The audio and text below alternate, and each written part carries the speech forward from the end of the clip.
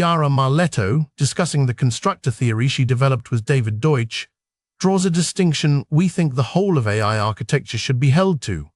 Von Neumann showed that a certain structure is enough to make a thing that reproduces. He never showed it was required.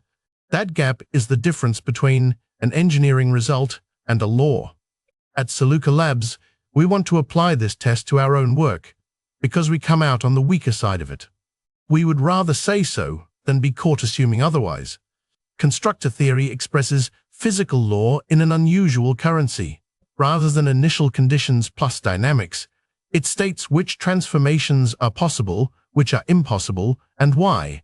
Marletto argues the standard approach does badly on life, where physics tends to shrug and call it merely emergent.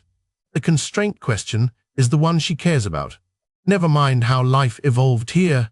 If you were to find another kind of life somewhere in the universe, what features would it have?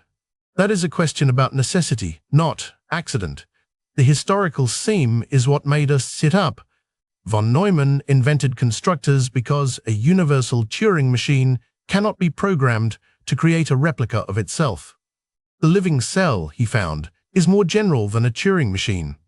We recently read a paper by Cotler, Hongler and Hudcova that proves a formal version of exactly this separation. A cellular automaton that is Turing-universal, yet cannot sustain non-trivial self-replication. Von Neumann's intuition and a modern theorem, arriving days apart, are the same observation at two levels of rigor. Here is the distinction that earns its way into every architecture discussion. Von Neumann showed the replicator and vehicle arrangement is sufficient. The constructor theoretic claim goes further. From the laws of physics as we have them, that architecture turns out to be necessary. Notice the shape of the argument, because that is the transferable part. You do not get a necessity claim by building a working example and pointing at it. You get one by starting from the constraints and showing nothing else could satisfy them. Now we apply that to ourselves. Our architecture claims a persistent, governed intellect, needs identity rooted outside the model, memory that decays on purpose, a constitution the operator cannot quietly amend, and a signature standing before anything irreversible. A sealed instance has been running since Genesis in July. Every one of those is an existence proof. The thing works, and that is not nothing, since much published architecture never clears even that bar. But we have not shown a system with these properties must be built this way, and we should not talk as though we have. There is a second thing worth taking, and it improves how we describe governance. A gate is not a prediction.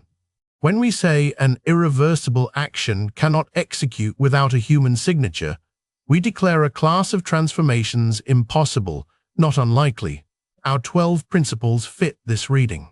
The core tier does not weigh harm against objectives and pick a good trajectory. It halts.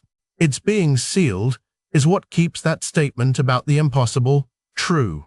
We are not claiming constructor theory is settled. It is a minority program, contested, and the extension to mind is speculative by its author's own description.